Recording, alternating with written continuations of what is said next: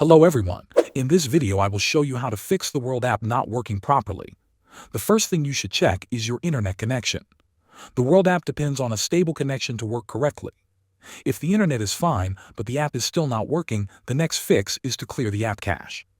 On Android, go to your phone settings, then tap on App Management. After that, go to App Settings and search for World app.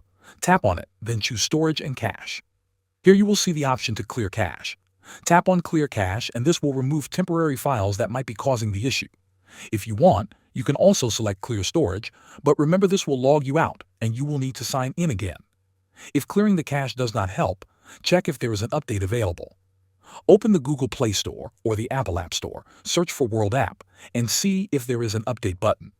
If yes, install the latest version, because updates usually fix known bugs. You can also restart your phone to clear small glitches that stop the app from working. If none of these steps fix the problem, then try reinstalling the app.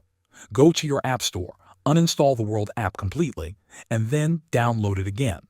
A fresh install often solves problems that other fixes cannot. Thanks for watching.